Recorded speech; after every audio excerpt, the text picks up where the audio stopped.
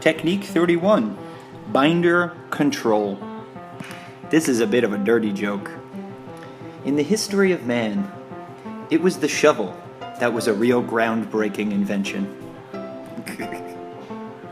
Certain freedoms are overrated. And I don't mean in the sense of the First, Second, and Third Amendment.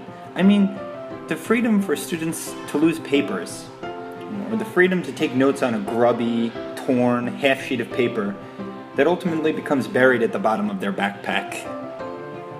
Teachers should care enough about and demonstrate the importance of what you teach. And in order to do so, you should build a system for the storage, organization, and recall of what your students have learned. Work done in a classroom should be respected by both the student and the teacher. The technique for doing this is binder control. Have a required place for your students to take notes. Have that place be in a required binder or a portfolio, some place that they're not going to lose, a place big enough that they're not going to put in their backpack and take home. This should be ideally provided by you, and I think you should require it to remain in the classroom at night, so it won't get lost, damaged, or disorganized on the way to and from school. The binder stays in the classroom, so that the majority of the work is never taken outside of class. Your students can take home what they need that night in a homework folder, and I recommend that it be color-coded so that you and parents can readily identify it. When you have students line up to do exit tickets at the end of the day, you can check their backpack and easily see if they have their homework or if they don't have their homework. And each student can put everything they need for that night's assignment in the folder and leave the binder safely in the classroom. Have a required format for organizing your papers within the binder, so everybody is using the same system, and you can check to make sure everyone has and can find what they need. You might want to assign a number to all the materials you expect students to keep, and then have them enter it into a table, making a kind of table of content.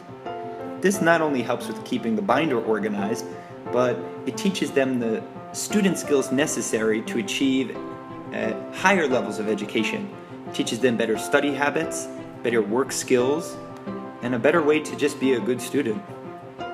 That way, you can say, if you don't remember, check your notes, because you know every student has the notes, and you can even tell them where they are in the binder, where they can find them.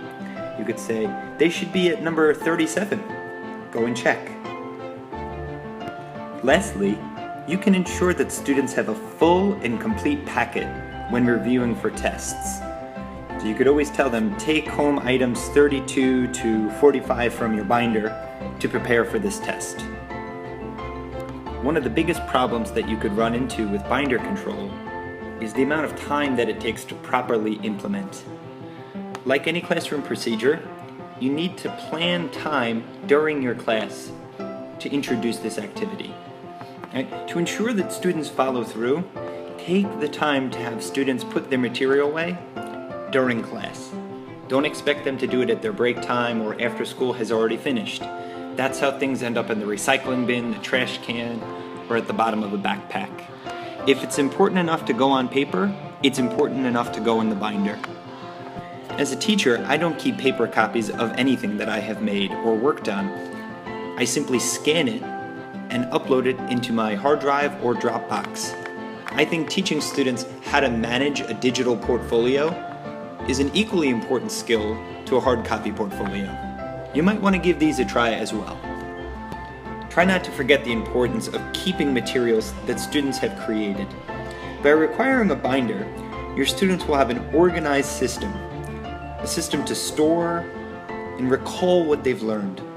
And you will be able to track their progress from week to week, month to month, and from the beginning of the year until the end.